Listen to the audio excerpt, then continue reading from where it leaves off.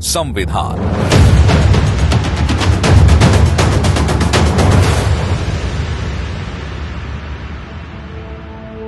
संविधान मूल रूप से किसी भी देश का सर्वोच्च ग्रंथ होता है।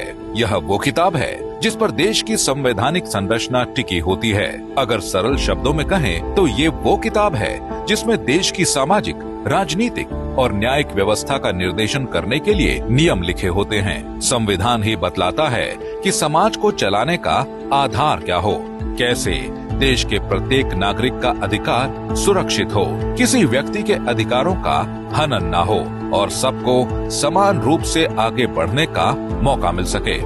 अन्य देशों से जो चीज भारत को अलग बनाती है वो है भारत का संविधान। भारतीय संविधान दुनिया में सबसे लंबा और सबसे विशाल संविधान है। आज इसमें लगभग 25 भाग, 12 अनुसूचियां और 448 अनुच्छेद हैं। यहाँ गौर करने वाली बात यह है कि भारत एकमात्र संप्रभु और गणतंत्र देश है जिसमें इतनी विविधता है और संविधान निर्माण में बाबा साहेब डॉक्टर भीमराव अंबेडकर का जो अतुल्य योगदान है उसे प्रत्येक भारतीय कभी नहीं भुला पाएगा। स्वतंत्रता, समता, बंधुता, न्याय, विधि का शासन, विधि के समक्ष समानता, लोकतांत्रिक प्रक्रिया और धर्म, जाति, लिंग और अन्य किसी भेदभाव के बिना सभी व्यक्तियों के लिए गरिमामय जीवन भारतीय संविधान का दर्शन और आदर्श है। ये सारे शब्द बाबा साहेब के विचार भी हैं। इन्हीं विचारों को वे भारतीय समाज में व्यवहारिक बनाने के लिए आजीवन संघर्ष करते रहे और उनके इन्हीं आदर्शों की छाप भारतीय संविधान में देखी जा सकती है। बाबा साहेब ने 4 नवंबर 1948 को भारतीय संविधान का मसौदा पेश किया था। 26 नवंबर 1949 को अंतिम मसौदा अपनाए जाने तक 165 में से 114 बैठकें इसी मसौदे पर केंद्रित रही थी। उन्होंने संविधान सभा में चर्चाओं में हिस्सा लेते हुए तमाम चिंताओं का समाधान किया, खंडों में संशोधन किया और परस्पर विरोधी विचारों के बीच मध्यस्थता का भी काम किया था।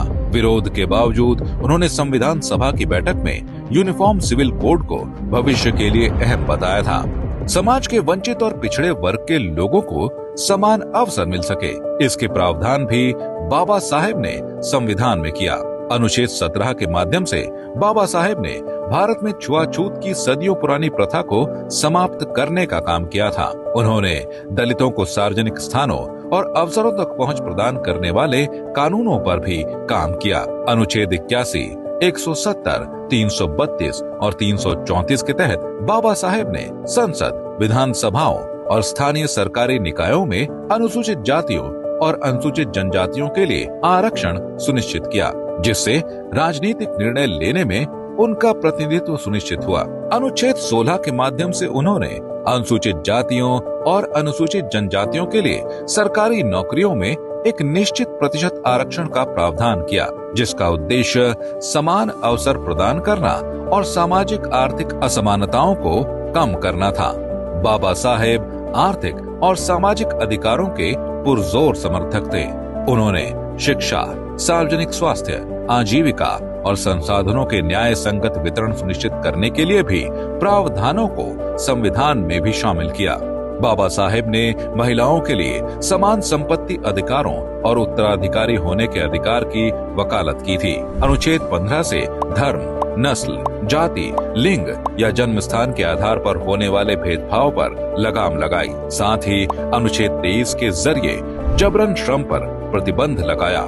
बाबा साहेब डॉक्टर भीमराव अंबेडकर जी ने न सिर्फ भारतीय संविधान के निर्माण में अहम योगदान दिया, बल्कि स्वतंत्र भारत को लोकतांत्रिक, न्याय व्यवस्थित बनाया। प्रत्येक भारतीय के लिए अधिकार और अवसर सुनिश्चित कर उन्हें सम्मान पूर्वक जीवन जीने का अवसर प्रदान किया।